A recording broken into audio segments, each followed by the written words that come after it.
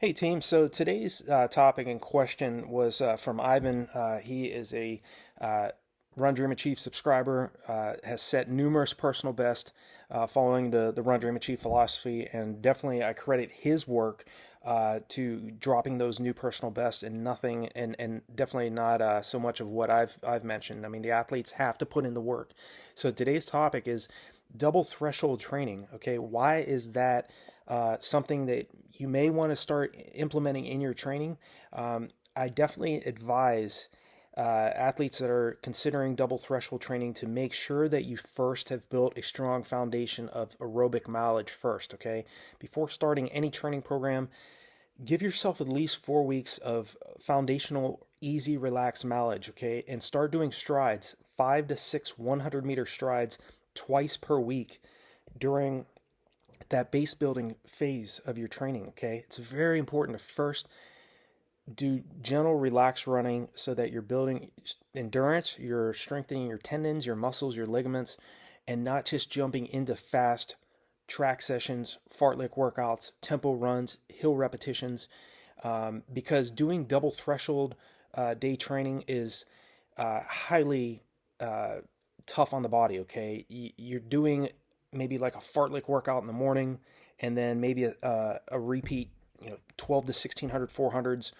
on the track in the afternoon, or maybe it's a hill repetitions in the morning and you're doing a tempo run in the afternoon. Okay, I think that double threshold day training definitely works better for more advanced athletes, athletes that have really are in great anaerobic shape. And even as a beginner, you can implement this. But like I said before, just be very strategic and be patient with yourself, because it's already hard enough to do one threshold workout, like a tempo run workout. Okay, once you do a tempo run, it is taxing on the body. So in order to come back in the evening and do another track workout or hill repetitions or doing a harder speed type workout definitely is challenging. Okay, so you got to make sure if you're doing double threshold day training, in my opinion, you really have to pay attention to your recovery. Okay, because it is possible to do two hard workouts in a day, and to do that consistently over, depending on what type of race you're going after, whether it's the 5K, the mile, the half marathon, 10 mile, whatever your race distance, you really have to pay attention to giving yourself preferably 48 to sometimes up to 72 hours of recovery in between each one of these double threshold day training workouts. Okay, so definitely without question, you make sure that you first built that strong foundation of mileage first, easy aerobic mileage first, and then start implementing this style of training into your routine. You will definitely start dropping time as long as you've allotted sufficient time in between these hard double anaerobic workouts that you're doing.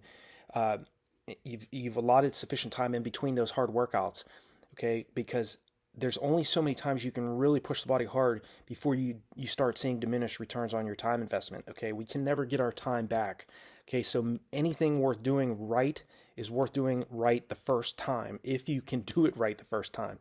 Okay, also expect challenges. Okay, doing double threshold day training is highly taxing on the body. Okay, you have to have a high level of motivation to continue to do this style of training over a long period of time. But I promise you, if you stay consistent and you keep doing this for at least 4 weeks straight, and you pay attention to your recovery and you allow time in between each of these hard workouts, your body's going to start to adapt and super compensate. Okay, there's a word that I want you to look up if you haven't heard of this term before. It's called super compensation. I'll leave it here on the screen.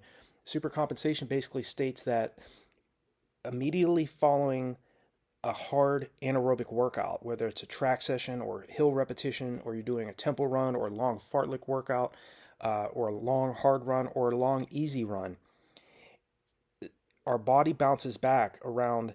Our body is about 2 to 3 times weaker following that hard workout that we did. Okay, so as long as there's sufficient time given to the athlete after a hard anaerobic workout, the body will bounce back about 2 to 3 times stronger than it was prior to the start of that particular workout. So Double threshold day training can certainly be done. There are athletes around the world, especially at the very competitive type levels, that are doing this routinely. Okay, I personally did this all the time. I did double threshold day training workouts pretty much from my high school, since starting high school back in 1992, cross country and track, and going through college, all the way into running professionally. I implemented this style of training, and I'll tell you that you definitely have to make sure that your head is on straight, you're mentally tough, you're mentally prepared for this, and that you're really paying attention to all the fundamentals that a lot of athletes are bypassing. Okay, mental preparation, making sure that you're training your mind like you're training your body. You're paying attention to your nutrition, getting plenty of protein, hydrating well before, during, and after your long runs, especially during those long run workouts, okay? Because a lot of athletes don't practice that enough, and they get in their races, and especially these longer races where you need more fluid, you need more calories, uh, and they really start to second guess themselves and doubt themselves when they don't perform at the level that they thought they were capable of. It's not a matter of they don't have the capability. It's just because running is complex, okay? There's a lot of factors that go into setting up a perfect training program, and sometimes you have to go through a few iterations of maybe a sub 2 hour half marathon training plan, or maybe if you're trying to break 40 minutes for the 10K, okay? You have to be consistent with this, and know that the real results will come from consistent effort and not letting up, okay? There are a lot of athletes out there that will really get down when they don't perform at the level they expect quick enough, okay? So just know that your efforts will pay off. Double threshold day training is one method of definitely distancing yourself from average athletes, and getting to that level where you're getting to that great level. You're running, maybe you're a 50-minute 10K athlete right now, and you want to get to 35 minutes.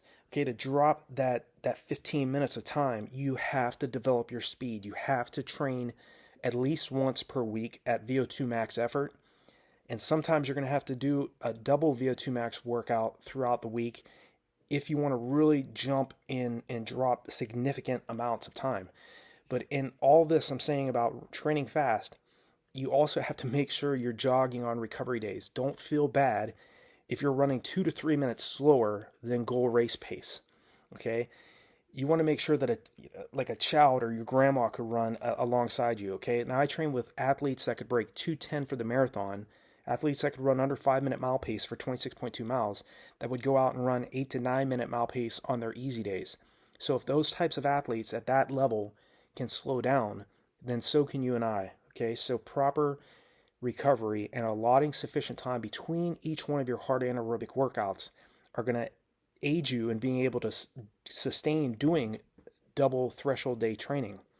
So I hope this video makes sense in terms of setting up your workouts and being able to recover from those workouts. It really giving yourself at least 2 days of recovery. Sometimes you will need 3 days of recovery if you're doing a double VO2 max or a double threshold type workout in one single day. Okay, if you look at all of the top milers today, or the top marathoners, half marathoners, track athletes, these athletes are definitely doing double threshold day training. Okay, they're spending a higher percentage of their weekly volume training at a higher percentage of their max heart rate. So granted, they're training their lactate threshold capability to be able to clear lactic acid faster than it's building up. They're improving their body's lactate tolerance.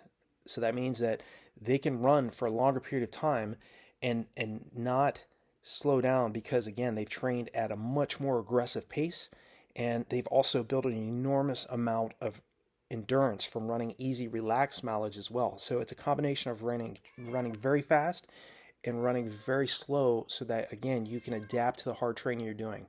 So I hope this is helpful for you, Ivan. I know this is your question, but if anybody else is wondering about double threshold training, day training, feel free to leave me a comment below if there's any other topic or any other specific question you have about this that maybe I didn't answer in this video. And I wish you all the best in your training and racing. If there's anything else I can help you all out with, you know I will be here. Leave a comment. I will definitely respond. Like and share this video. I definitely appreciate the support. It helps the Run Dream Achieve channel grow. And I wish you all the best. And I look forward to hearing about your new personal best. I'll talk to you soon.